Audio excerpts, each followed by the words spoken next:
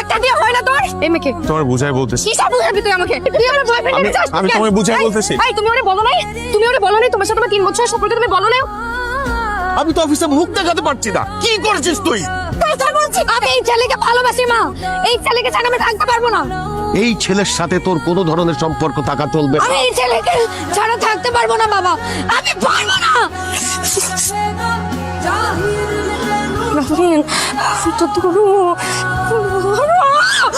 ওই মেয়ের কোনো মান সম্মান আছে নাকি? ভাই শোন, তুই রাহারের জীবন থেকে বাদ দিয়ে দে। জেরিন মেয়েটা অনেক ভালো, তুই বুঝতেছিস না কেন? আমার মেয়ে আমার অনেক অনেক আদরের। ওর বিয়েতে আমি অনেক টাকা খরচ করব, অনেক ধুমধাম করে বিয়ে করাবো। এটা আপনাদের নতুন ফ্ল্যাট? ও বাবা, আর তুই রাজি হয়েছে দেখছিস কত সুন্দর বাসা। এই বাসা যদি আমাকে হয় আর তোর বোনটার খুব ভালো বিয়ে হইব। হ্যালো রাফিন, রাফিন তুমি প্লিজ ফোনটা আমার ধরো না প্লিজ। আই এম সরি, আমার একদম করা উচিত হয় নাই। তুমি আমার ফোনটা ধরো প্লিজ। আর শোনো, তুমি ওই মেয়ের সাথে আর কখনো দেখা করবে না, হ্যাঁ? তুমি আমাকে কল ব্যাক করো, আমরা দুজন কথা বলে আমরা সবকিছু ঠিকঠাক করে নিব, হ্যাঁ?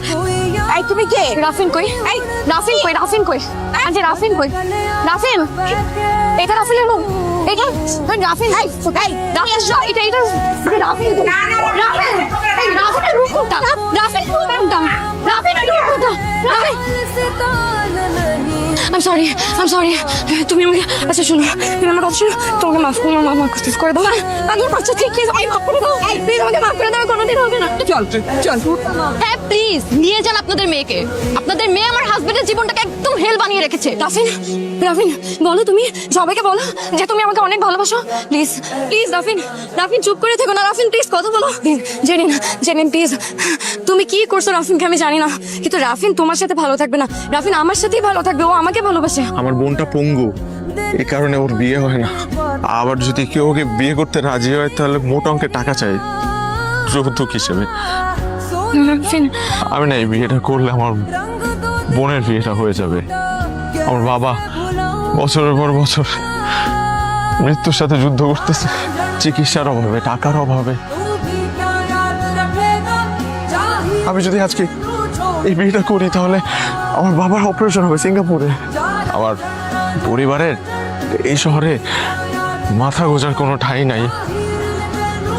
আমি যদি আজকে এই বিয়েটা করি তাহলে তারা নিজেদের ফ্ল্যাটে থাকতে পারবে। আমি করছি। তুমি না বলছো আমাকে? হ্যাঁ আমি আমার কথা কোনোদিন আমাকে অন্য কারো হতে দিবে না। আমার কথা শোনো।